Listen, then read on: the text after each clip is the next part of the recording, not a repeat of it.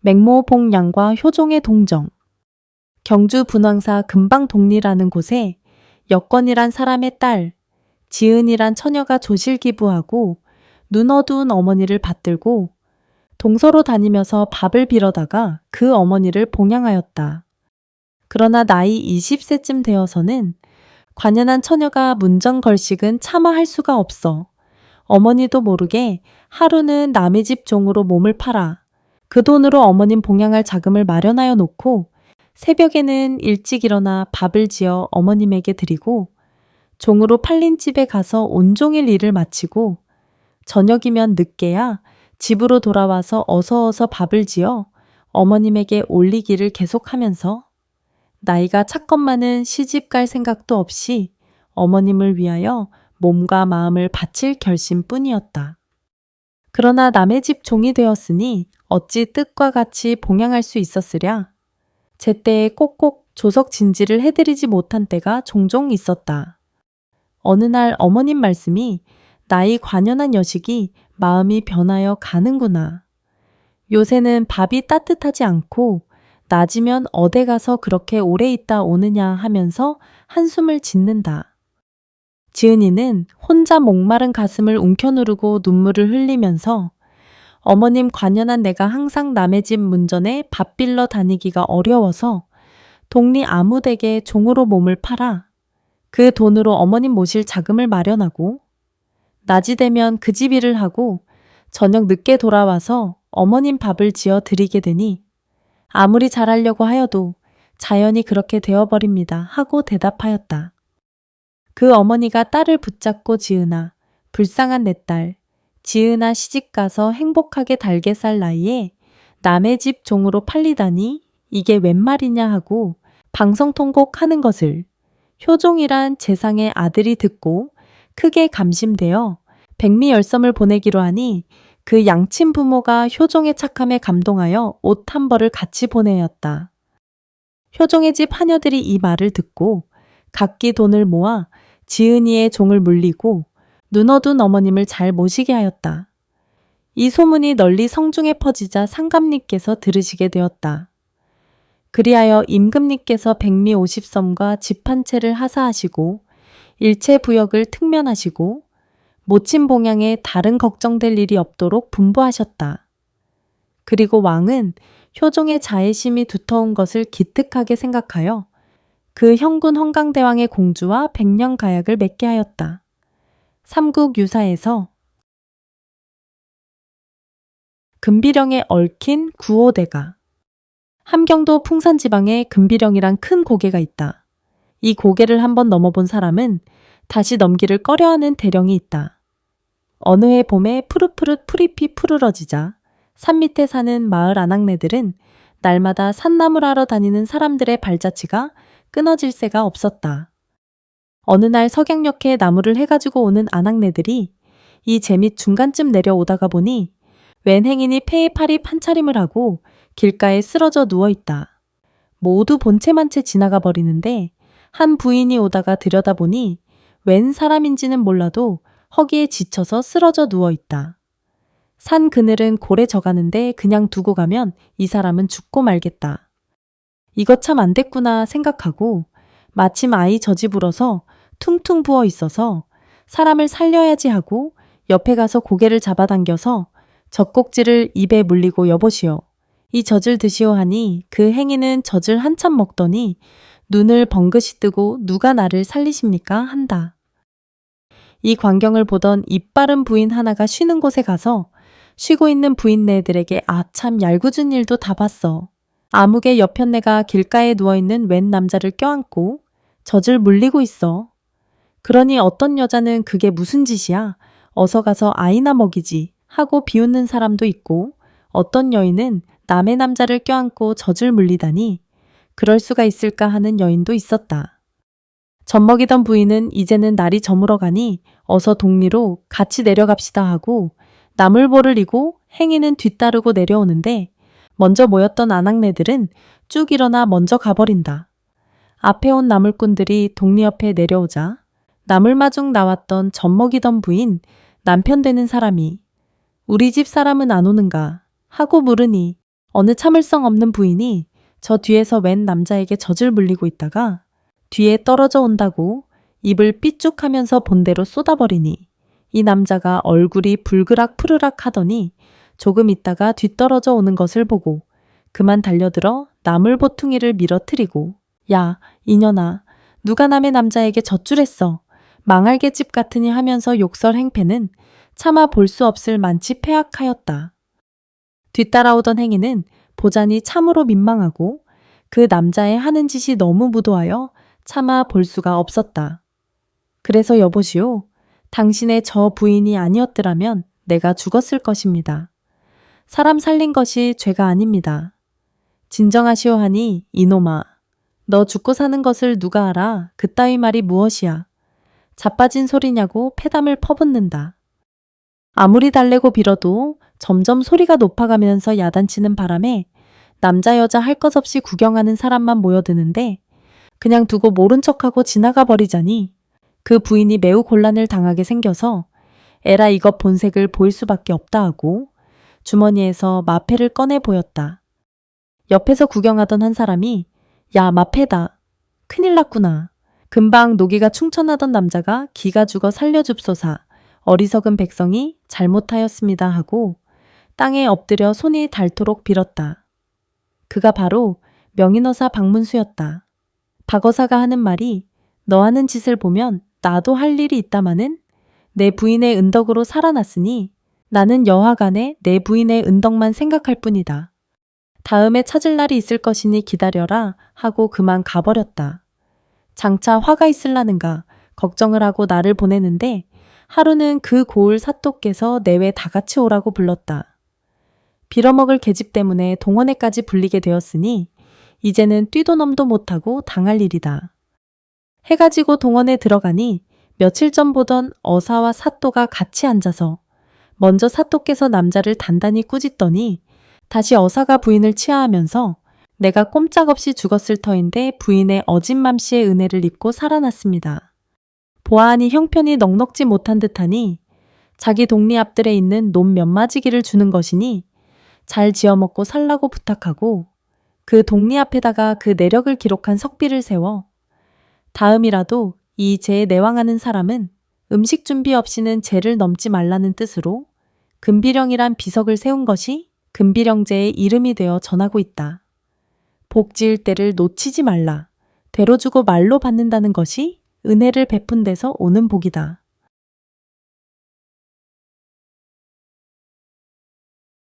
범어사 명학동지의 이야기. 이 이야기는 연대는 분명히 알 수 없으나 옛날 신라 때에 생긴 이야기인 것은 틀림없다고 생각된다.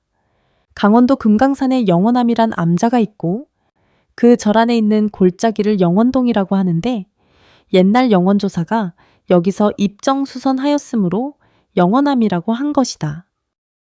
영원조사는 경주 사람으로 속성은 김씨인데 어려서 동네 범어사 명학이라는 스님을 찾아가서 머리를 깎고 스님이 되었다. 차차 불교의 진리를 알게 되면서부터 스님이 사판승으로 돈과 쌀을 모으면서 생활하는 것이 그렇게 옳게 여겨지지 아니하여 스님이 되었으면 참으로 부처님께서 가르치신 진리의 근본 뜻을 알아야겠다는 결심을 가지고 발심하여 이름난 명상과 덕 높은 선지식들을 참방하여 친견하고 법문도 듣고 하여 명심달도의 자기 수행도 점점 높아져 갔다. 그리하여 홀로 금강산 골짜기에 초막을 짓고 들어가 선정을 닦고 있었다. 하루는 정중에 들어있는데 그곳 남혈봉 밑에서 죄인 다스리는 소리에 천지가 진동한 듯 함으로 정중에서 가만히 들어보니 시왕봉 아래에서 염라대왕이 범어사 자기스님 명학을 잡아다가 생전의 죄목을 세워가며 엄형을 내려 금사보를 씌우라고 하여 업경대 아래에 갔다가 가두는 것을 정중에서 보았다. 영원조사가 정에 들어 가만히 생각해보니 스님이 평생에 수행은 하지 않고 전곡에 탐욕만 부리더니 어빈죄장이 심중하여 이 죄보를 받았구나 하고 매일 3번씩 금사굴 앞에 가서 눈물을 흘리면서 신주를 외워드렸다. 하루는 호련히 금사가 간 곳이 없었다. 영원조사가 다시 정에 들어 살펴보니 전생의 탐욕의 업력으로 그 몸을 가지고 범어사에 가서 창고 가운데 누워있는 것을 보았다. 영원조사는 불쌍하다. 우리 스님을 구제해야겠다고 49일을 짚어서 행장을 차려가지고 범어사로 내려갔더니 대중스님들이 말하기를 저 중은 스님 생전에는 시봉하기 싫어서 공부 암내하고 나가더니 어디서 스님 죽은 줄은 알았는지 논마직이나 타러 온 모양이다 하고 빈정대는 소리도 들리었다. 너희들은 그러거나 말거나 49제를 마치고 나서 문도 권속들을 시켜서 죽을 끓이라고 해서 죽그릇을 손수 들고 가서 창고문을 열어 제치니 커다란 구렁이가 머리를 두드린다. 영원조사가 스님이 생전에 재물에 탐욕만 부리고 인간의 은덕은 베풀지 않고 인과를 믿지 않아서 이런 보를 받았습니다. 이 법식을 받으시고 속히 해탈을 구하소서 하니 구렁이가 법문을 듣고는 몸을 움직여 산문 밖으로 기어나가 스스로 머리를 층계 돌대에 들어치니 3번 만에 그만 죽어버렸다. 그리하여 영원조사는 그 영혼을 인도하여 금강산으로 돌아오는 도중에 업력이 중하니 짐승들이 교미하는 것을 보면 그리로 들어가려고 하는지라 영원조사는 그것을 말려서 이끌고 강원도 삼척고을에 이르렀는데 그날 밤에 홀연히 촌부전씨의 태중으로 들어갔다. 그 이튿날 영원조사가 전씨 부인을 찾아가 이제 10개월 후에는 반드시 귀자를 낳을 터이니 7살 되거던 산에 들어가 돌을 닦게 하십시오. 그때 내가 다시 와서 데려가리라 하고 영원암으로 들어가 공부를 하고 계시다가 7년 되던 해에 약속대로 찾아가서 데리고 영원암으로 돌아와서 선리를 탐구케 하였으나 업력이 두터워 좀처럼 깨닫기 어려웠다. 그래서 한 방편을 세워 뒷방에 가둬두고 바늘로 문구멍을 뚫어놓고는 이 구멍으로 큰 소가 들어와서 내 목숨을 해칠 것이니 그 소가 들어오는 것을 꼭 바라보고 잘 지키다가 소가 오거든 못 들어오게 방어하여라 하였다. 그 소리를 믿고 소 들어오는 것만 열심으로 바라보기를 7회가 되던 어느 날은 스님, 창밖에서 큰 소가 창구멍으로 들어오려고 합니다 하고 고함을 지른다. 스님이 그제는 기연이 익어감을 알고 오냐 가만히 앉아서 못 들어오게 지켜보아라 하니 더욱 용맹스럽게 보기를 7일 만에 소가 창구멍으로 쫓아 들어왔다. 화련대오하였다. 그리고 깨치고 보니 영원스님은 전생의 자기 상좌였다. 그 고마운 전생 상좌의 은덕으로 대도를 깨달았다. 그리하여 뒷방에서 깨쳤다 해서 후원조사라는 말이 있게 되었다. 이것이 불가에서 말하는 업과 윤회라는 것인데 대관절 탐욕을 부려 모으기만 하고 남에게 시덕을 베풀지 않으면 창고나 지키는 업이 되는 것이다. 이 글은 일제 때 종단에서 발간된 불교지 55회에 기고된 내용이며 범어사에 전해 내려오는 이야기이다.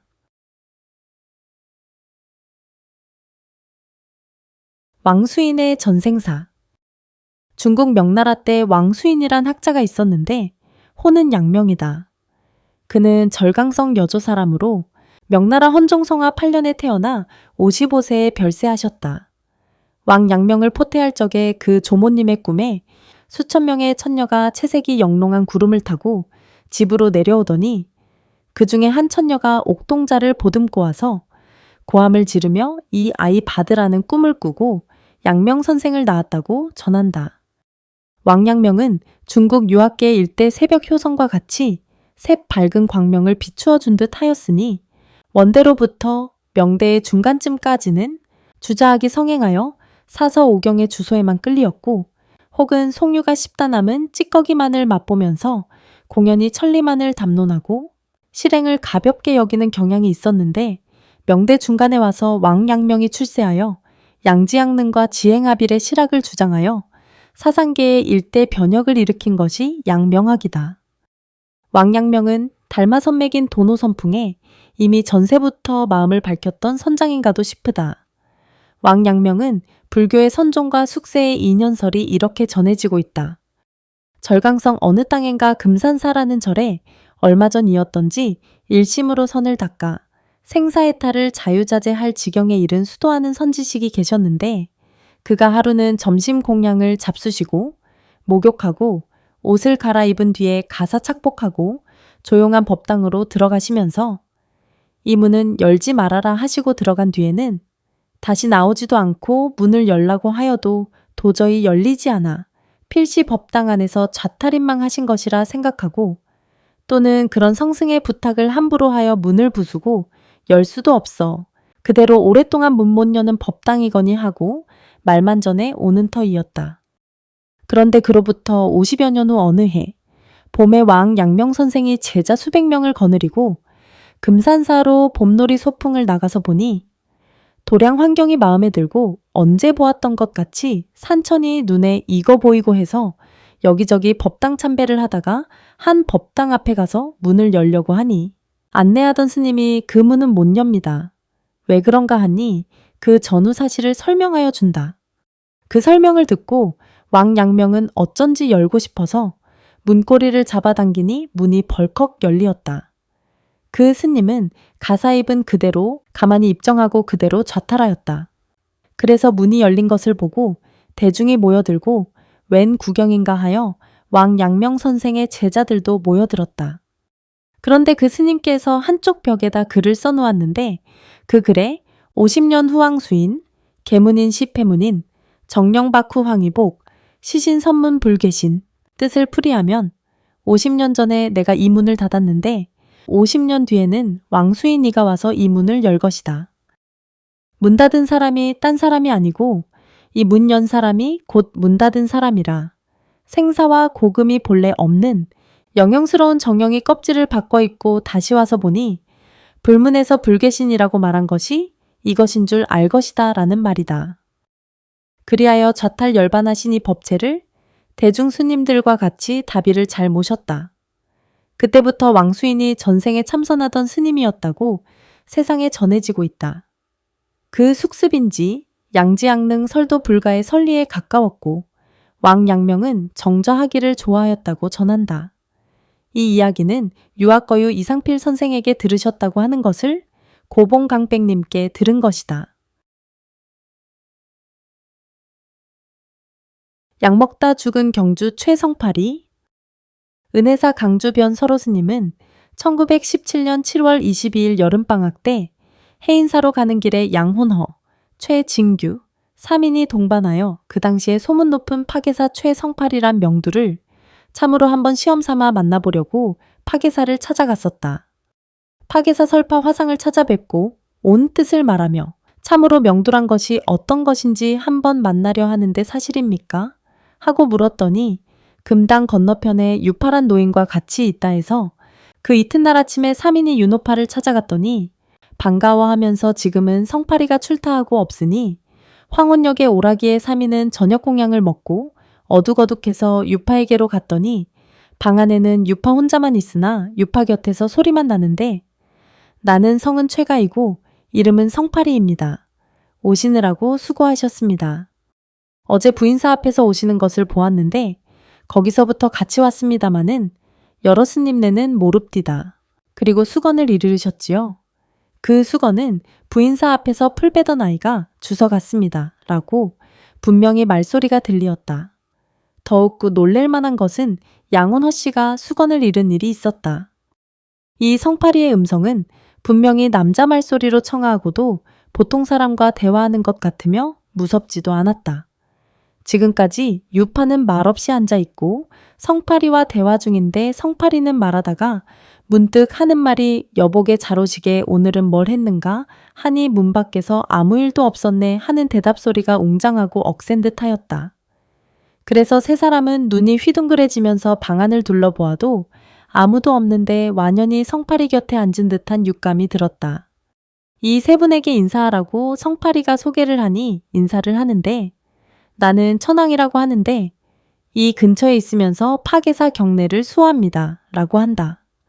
그래서 다시 세 사람은 천황과도 대화를 하고 성팔이와 천황이 이야기하는 것을 여격히 들었는데 이때까지 불도 켜지 않고 그대로 있었으나 월색이 은은해서 그다지 어둡지는 않았었다. 내일 저녁에 다시 오기로 약속하고 숙소에 와서 생각하니 참으로 부사의 한 일이었다. 그 이튿날 밤에 다시 가니 성팔이가 다른 누구하고 대화를 하는데 그것은 연약한 여자의 음성이 들리기에 성팔이 보고 여보 같이 말하는 이는 누구입니까? 하니 이 사람은 나이 16살 되는 여자로 이름은 태순인데 나와 장래 결혼할 여자입니다. 본래 경북 안동군, 지금은 안동시, 일직면 아무동의 장모의 여아로서 2년 전에 사망하였는데 매월 초하루와 보름에 2차례씩 명부점괘 레왕하다가 서로 알게 되어 나를 의탁하고 있습니다. 고하며 그래서 귀취중의 고락을 물어보니 말하기를 제일 기갈의 고를 견디기 어렵다고 하며 길흉하복을 물으니 과거사는 말을 하나 미래사는 명부에 책벌이 있다 하면서 절대로 말을 하지 않는다. 성팔의 과거사를 물어보니 자기는 경주교촌 최모의 아들로서 16세 때에 약을 복용하다가 잘못돼서 죽었는데 선악간에 업지은 것이 없고 명은 남았는데 몸은 죽어서 중음신이 되어 있으나 지금부터 1300일만 지나면 중류기간이 끝나고 인도에 환생할 때가 된다고 하면서 염라대왕의 소개로 지장보살님을 항상 생각한다고 한다. 이 같이 문답하던 중에 돌연히 태순이가 저 나쁜 놈 온다 하면서 뒷문으로 피한 듯 하더니 조금 있다가 억센 남자 음성이 들린다. 마침 그때 천황이 들어오면서 야 이놈 또 하니 쏜살같이 사라졌다. 천황은 성파리에게도 인사하고 세 사람에게도 인사하고 여러 시간 주고받고 대화하다가 밤이 오래되어서 시장하니 무엇을 사 먹으러 가자거니 그만 두자거니 하는 참인데 천황이 음식을 사다 먹자고 하기에 수고스럽지만은 천황이 사다 달라고 권하였더니 오늘은 금호강신이 어디 가고 없으니 그 밖에 쉬는 이틀에도 괜찮다고 하면서 어디 가서 사올까 묻기에 대구 남문 밖에 아무 집에 가서 사오라 하면서 최진규 씨가 50전 은하 두입을 내놓으니까 지화로 바꿔달라고 해서 지폐 1원짜리와 유파에게 주전자 목쟁반을 빌려서 내놓으니 물건이 호련히 보이지 않고 천황의 음성도 없어지더니 한 30분 뒤에 후유 소리가 나면서 주요가 방 안에 놓여진다. 천황과 성파리에게도 주요를 권하니 잘 먹었다고는 하나 주요는 그대로 있었다. 먹다 남은 주요는 그 이튿날 먹어보아도 분명한 주요였었다. 그 이튿날 밤에 또 가서 놀다가 음식을 사다 먹자고 하니 그 날은 금호강신이 있어서 못 가겠다고 거절하며 신형을 좀 보여달라고 하니 명부에 책벌이 있다고 거절한다. 이 밖에 여러 가지 들은 것은 약해둔다. 이 글은 1917년에 좀 전까지 서울에 살아계셨던 변 서로강백께서 영천 은혜사 강주로 계실 때 당신의 본사인 해인사로 가시는 길에 여름방학 때 일부러 파계사에 들러서 실제로 신과 대화한 것을 불교지 38호에 게재된 것이다.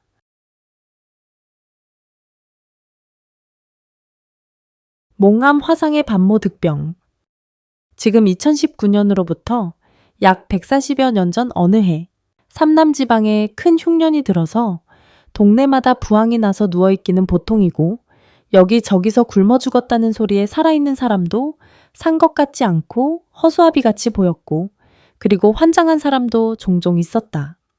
그때 경남 산청군 늘보라는 동네에 사는 과부댁 한 사람이 2살 먹은 유아를 업고 흉년 안튼 윈역으로 가서 걸식이라도 해서 아비 없는 불쌍한 어린 것을 살려보려는 결심을 가지고 함양 땅 엄천을 지나 지리산 밑에 마천을 들어서 당벌 동네 앞에까지 오다가 몇 대를 굶은 몸이라 기진맥진하여 도저히 어린 것을 업고는 한 발자국도 옮길 수 없을 만치 죽을 지경에 이르렀다. 아이를 버리고 내가 살아야 하느냐? 둘이 다 죽어야 하느냐? 하늘을 쳐다보고 눈물을 흘리며 천지신명이시여 이 어린 것을 돌봐주소서. 자식 없는 부모 만나 행복하게 잘 살 수 있도록 어미의 인정은 아닙니다마는 살 수 있는 데까지 두 목숨이 살 수 있는 방법은 이것뿐이라고 생각합니다. 하고 다시 만나기를 바라면서 어린 것을 너덜건개다 돌담을 쌓고 거기다 버려두고 울다가 앉았다가 물을 움켜쥐린 창자를 채워가며 있노라니 어떤 스님이 아기를 안고 간다. 그 모습을 뒷발치해서 어디로 가시는가를 확인한 후 걸어서 운봉땅 소군이라는 동네에까지 올라가서 어느 집에 들어가니 그 집은 호라비 집이라서 그 집에서 생명을 건지고 거기에서 살게 되었다. 한편 당벌 앞에서 어린아이를 주워온 스님은 지금은 국보사찰인 실상사 산내 암자인 약수암 절에 계시는 해암대사로 어대를 가셨다가 돌아오시는 길인데 거기를 지나오다가 얼풋하게 어린애 우는 소리가 들려서 찾아가 보니 돌담 속에서 아이가 울고 있으므로 꺼내보니 뼈와 살 가죽만 명태처럼 말라붙은 것을 안고 와서 민죽으로 살려 키웠더니 그것이 장성에서 이름 있는 큰 스님이 되었다.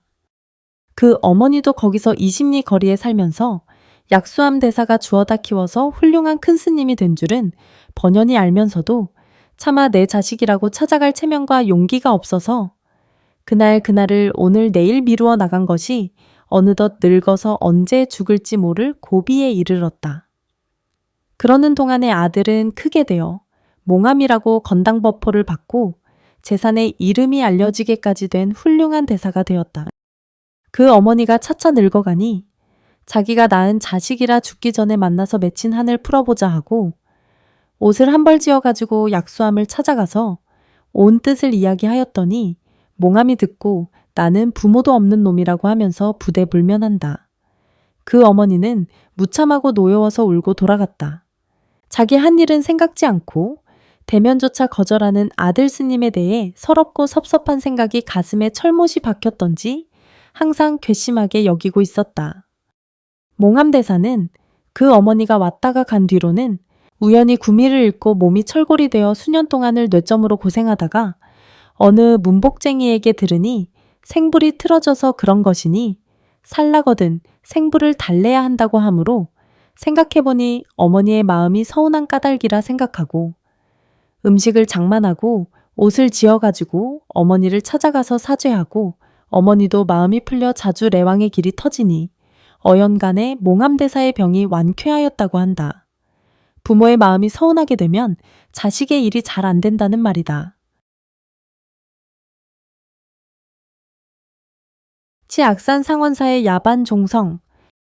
옛날 강원도 지방 어느 마을에 용감한 젊은 활 잘 쏘는 사람인 궁술사가 있었다.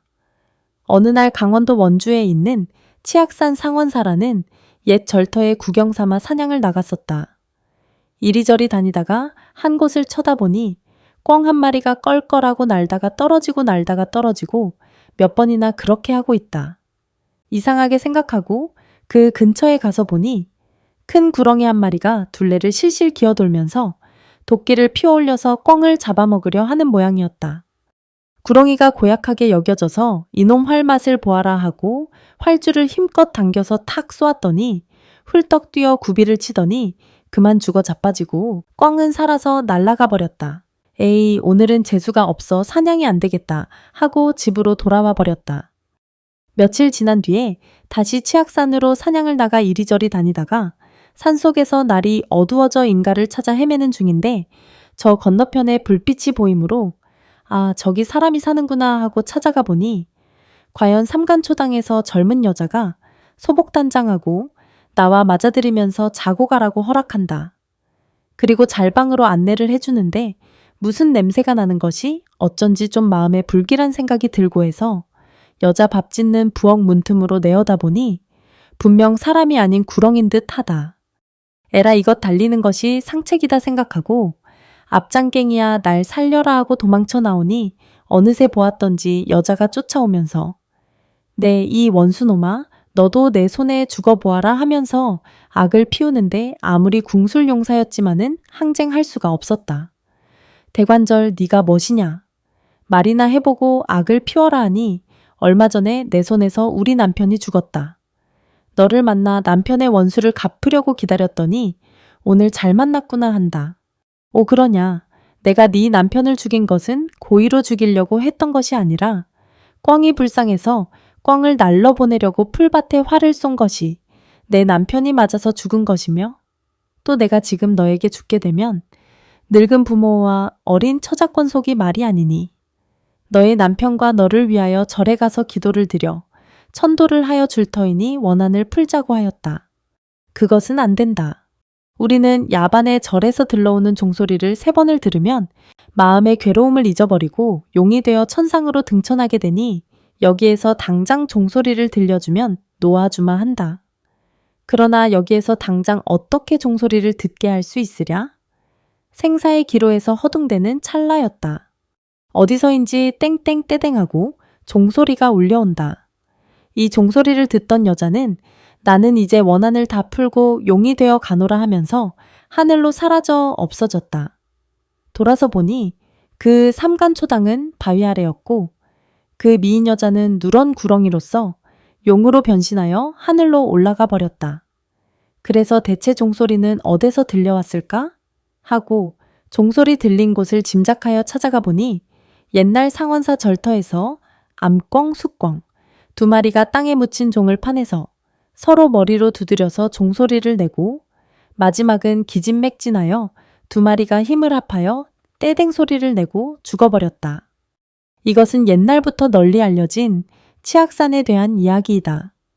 종소리를 들으면 지옥 중생도 고통을 쉰다는 뜻에서 생긴 종성찬탄의 이야기며 인과순환과 보은에 감화되어 착실한 수도승이 된 교훈이 들어있는 정신을 취하여 기록한 것이다.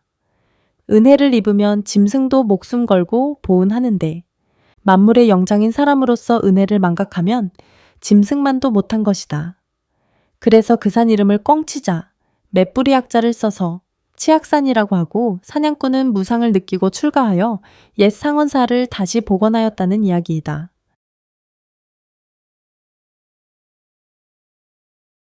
제가 죽인 살인제보 7년 후에 제가 봤다. 전라도 지리산 어떤 큰 고개 밑에 주막집이 있었다. 어느 시골 명주실 장사를 하는 상인 한 사람이 실을 팔아 돈을 지고 오다가 주막에 투숙하게 되었는데 그 주인집에 마침 유흥도박으로 돈을 잃고 돈에 환장한 악한 한 사람이 있었다. 이 상인이 돈 가지고 있는 것을 알고 그 이튿날 그 상인이 가는 길을 목 잡아서 산속에 숨어 있다가 무인지경에서 칼로 상인의 등줄기를 쳐서 죽이고 거금을 강탈하였다. 그 후 한참 동안을 음주도박으로 거드렁거리고 세월을 보내는데 어느 때에 그 아내가 태기가 있어 만삭이 되어 옥동자를 낳았다. 그래서 아내가 낳은 어린아이의 목욕을 시키다가 보니 어깨줄기에 붉은 띠처럼 기다랗게 핏줄기가 부스럼 모양으로 질러있다. 보기에 흉하여서 씻어주고 약을 발라주어도 낫지 않아서 그 남편에게 무슨 약을 좀 사다가 달라고 부탁을 하였더니 남편이 와서 가만히 보니 천상 얼마 전에 죽인 상인 등줄기에 칼 맞은 것과 똑같아 보였다. 아, 이것은 죽은 실장사가 원수 갚으로 태어난 것이지 이것이 참으로 자식 노릇할 자식이 아니라고 왈칵 공포심이 생긴다. 그래서 다음에 아내 몰래 틈을 타서 두 손가락으로 코를 꼭 쥐어서 질식을 시켜 죽여버렸다. 그 이듬해에 또 아들을 낳았는데 그 아이는 두 손가락으로 코를 꼭 쥔 것 같이 코가 홀쭉하게 생긴 것이다. 그리고 어깨에는 붉은 띠 띈 것처럼 한 흔적이 완연하였다. 아마도 자기가 저지른 죄악의 과보인 것을 각오하고 다시는 죽일 용기가 나지 않았다. 그래서 공포심과 두려움 때문에 할 수 없이 자기 부인에게 사실대로 다 이야기하였다고 한다. 이 이야기는 남편이 죽은 뒤에 부인이 관에 신고함으로써 세상에 알려졌다. 그리고 그럭저럭 세월은 흘러서 상인을 죽인 지 7년 만인 여름 어느 날 밤늦도록 노름을 하고 술에 취하여 집에 돌아오니 난포불이 켜 있는데 그대로 두고 떨어져서 곤하게 잠이 들었었다. 5살짜리 어린 아들이 자다가 일어나서 소변 보려 나가다가 난포불을 덮쳐버린 것이 그 아비의 몸에 기름이 쏟아지고 불이 붙어서 악한 아버지가 기름불에 끄실려 죽어버렸다. 그날 밤이 바로 명주실 장사의 제사날 밤이었다고 한다. 삼세인과 집에서. 지리산 금대암 아라한 척석의 기적. 경남 함양군 마천면 금대암은 기암괴석으로 둘러싸인 큰 바위굴 앞에 아라한님을 모신 아라한 도량으로서 옛날부터 기도 영험이 신통한 성지이며 경치가 수승하여 서산대사께서 갑천하지 제1선찰이라고 찬탄한 곳이다. 지금으로부터 109년 전 1911년 신해년에 박화산, 박서산, 김선흥 등 여러 스님들이 계실 때인데 후원 앞에 큰 바위가 있어 내왕하기에 몹시 불편해서 산하동리 초군들을 동원하여 내일 꺼내기로 하고 오늘 인부를 대서 바위 주변을 다 파놓았다. 그리고 주지스님께서 저녁 먹고 나서 우물가에서 양치하고 들어가면서 아라한님 신통으로 이 바위나 좀 드러내 주었으면 좋겠다는 우스개 삼아 군담을 하고 들어왔었는데 아침에 나가보니 바위가 어디로 갔는지 없어져 버렸다. 대중 스님네들은 모두 나와서 참 이상한 일이다 하고 사방으로 찾아보아도 끌어낸 자욱도 없고 바위만 살짝 집어가 버렸다. 그래서 대문을 열고 밖에나 있나 하고 둘러보니 원두 밖에 넓은 바위가 있었는데 그 바위 위에다가 두 쪽을 딱 내서 그대로 갖다가 포개 놓았다. 아, 과연 아라한님의 신통이라 탐복하고 향부를 살아 올리고 예배를 드리고 하였는데 조반 후에 동네 일꾼들이 약속대로 깨어서 끌어내려고 올라왔으나 밤의 바위는 이미 나가버렸다. 참으로 아라한님의 신통이 거룩하고 장하다고 찬탄하였으며 지난밤에 동네 사람들이 들으니 어디서 울력하는 소리가 굉장히 들리더라고 하는데 그 다음에 들으니 산 아래에 있는 의탄이란 동네에서도 역시 울력 소리를 듣고 밤에 웬 울력 소리냐고 말한 일까지 있었다고 한다.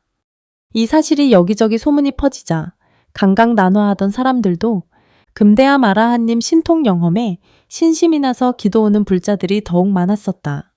지금도 종종 신기한 일이 한두 번이 아니다.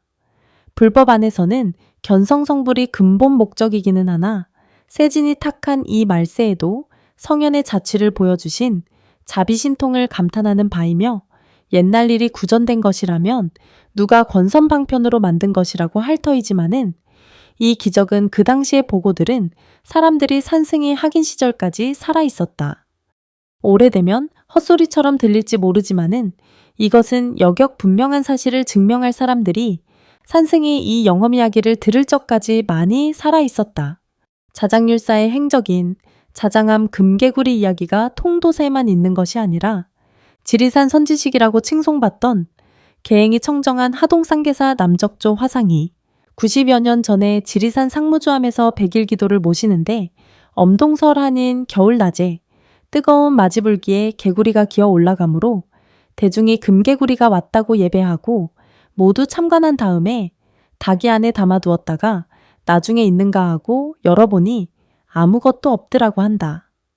이 사실을 참관한 분들은 얼마 전에 모두 다 작고하시고 없으나 산승이 어린 학이 시절에는 그들에게 직접 친히 들은 사실이다. 불교에서는 이런 성적이 종종 있다는 것을 전해 듣는다. 천태산 지자대사의 해원결. 천태지자대사는 본명이 지우인데 중국 천태산에 오래 계셨으므로 천태대사라고도 알려져 있고 중국 불교계의 거성이다. 이 천태산 지자대사께서 하루는 지관 산매에 들어 계시는데 산돼지 한 마리가 앞으로 지나간 뒤에 조금 있다가 사냥포수가 활을 들고 쫓아오면서 대사님 산돼지가 이리로 지나갔는데 못 보았습니까? 하고 묻는다. 지자대사께서 포수에게 거기 좀 앉으시오 하고 데리고 앉아서 이리저리 이야기하시다가 엽사여 왜 하필 그 돼지를 잡소? 이 천태산에는 많은 돼지가 있는데? 포수가 하는 말이 내 눈에 띄었으니까요. 왜 딴 돼지가 아닌 그 돼지가 눈에 띄었을까요? 그것은 나도 모르지요. 지자대사께서 그 화를 놓으시고 이리 좀 앉으시오 하고 권하면서 인과의 원결에 관하여 한번 들어보시오 하시고 과거 삼생전에 까마귀가 배나무 가지에 앉아 놀다가 무심코 날아가는 바람에 옆에 있던 배가 하나 떨어져서 배나무 그늘에 똬리 틀고 쉬고 있던 뱀의 머리를 때려 머리가 깨져 죽어버렸다. 그 뱀은 까마귀 때문에 죽는다고 원망을 하고 죽어 까마귀의 원수를 갚으려고 돼지가 되어서 풀뿌리를 캐먹고 다니는데 까마귀는 죽어서 꿩이 되어 산골짜기에서 봄에 풀잎 나오는 것을 뜯어먹다가 돼지란 놈이 땅을 뒤지는 바람에 돌이 굴러 내려가 꿩을 치어 죽게 하였다. 살해할 마음이 없이 까마귀가 무심코 뱀을 죽인 인과이기 때문에 돼지도 꿩을 죽이려고 해서 죽인 것이 아니고 땅을 뒤지는 바람에 저절로 굴러간 돌에 치여 죽은 것이다.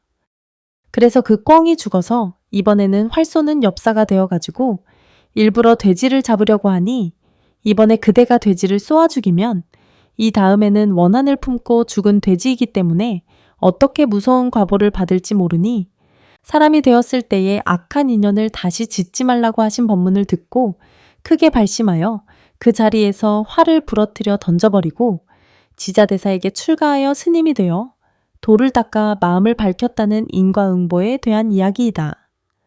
중국 천태산 국청사 사척기에 기록된 이야기이다.